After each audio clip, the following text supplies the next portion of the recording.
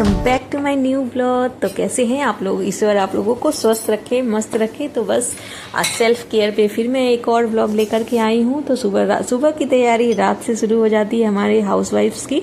तो बस यहाँ पे कुछ नट्स फुलाए और ये बहुत ही बढ़िया वाली ड्रिंक सुबह जो हम लोग अब पीना शुरू किया है वो बना करके रेडी कर रही हूँ। मतलब रात में उसको फुला करके छोड़ रही हूँ। इसमें 1 चम्मच जीरा, 1 चम्मच धनिया और 1 चम्मच सौंफ डाला है और इसको कांच के बर्तन में फुला करके इस तरह से छोड़ देते हैं ढक करके। और सुबह जो इसका पानी होता है बहुत ही बेनिफिशियल इफेक्ट देगा, हेल्थ बेनिफिट्स देगा।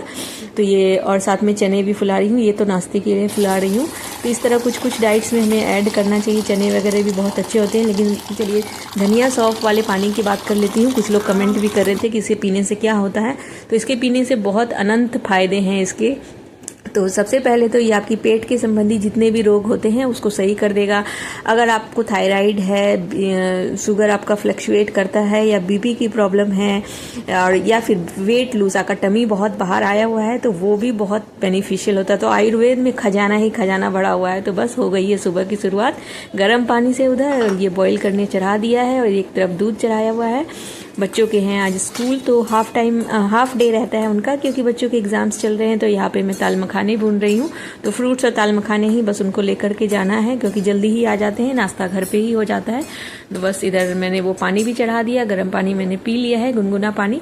और ये देखिए बेटा रेडी हो गया है अभिनव जो है। तो वो बस ये लोग भगवान को मक्खन लगाना शुरू कर देते हैं जब एग्जाम्स आते हैं। तो वैसे तो इनको याद नहीं आती पूजा वगैरह करने की। पहले तो शेड्यूल से पढ़ते नहीं है, फिर भगवान को मक्खन लगाने पहुंच जाते हैं। तो हम भी करते थे, होता था कभी कुछ लापरवाही करते थे। तो बस भगवान तो खैर ऑप्शन है ही। तो बस वहाँ से वो चला गया है, भगवान को धोख वगैरह लेकर के, टीका वगैरह लगवा करके। और बस फिर मैं यहाँ आई किचन में। तो वो मेरा पानी बन करके रेडी हो गया था। तो उसको ठंडा होने, ऐसे ही थोड़ा सा ठंडा होने छोड़ दिया था, क्योंकि बिल्कुल बॉइलिंग हॉट पिया नहीं जाता है। तो बस यहाँ पे उसको छान रही हूँ। बाकी के नट्स वगैरह भी छील करके सबको दे दिए थे। और बस अब ये अपना ड्रिंक एंजॉय करते हैं बढ़िया वाला। और ये जो बच गया है ना, इसको फेंकना बिल्कुल भी नहीं है, ये पता है। इस तरह से आप छाननी में छान लीजिए और फिर इस तरह से इसको आप सुखा लीजिए।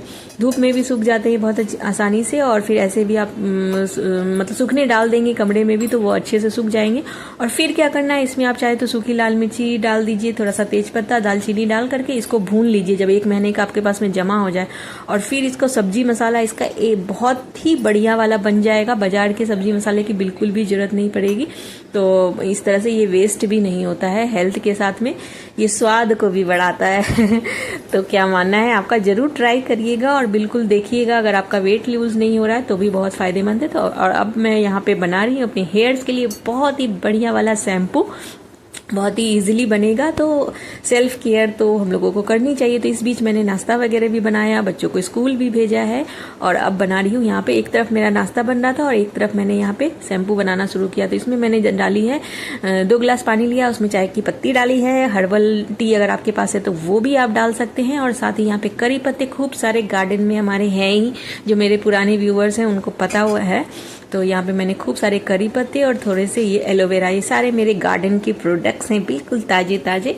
और ये हिबिस्कस का फ्लावर्स भी हमारे यहाँ बहुत सारा होता है। तो सारी चीजें डाल दिया और लास्ट में डाल दिया ये मेथी।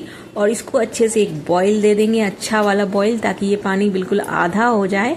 और बस ये थोड़ा ठंडा करने इसी में छोड़ देंगे। और फिर इसको इस तरह से छान करके फिर देखिए मैं क्या करने वाली हूँ। बहुत ही बढ़िया काम करता है अगर आपकी हेयर फॉल हो रहे हैं, बालों में सफ़ेदी आ रही है, क्योंकि थोड़ी बहुत सफ़ेदी तो झलकने ही लगती है उम्र के साथ, लेकिन उसको थोड़ा आप कंट्रोल कर सकते हैं, रोक तो नहीं सकते। और हाँ, इसके पल्प, इसका जो छानने के बाद जो बचेगा मटेरियल, उसको आप पौधों में डाल दें। तो बस आम के आम, गुठलियों के दाम।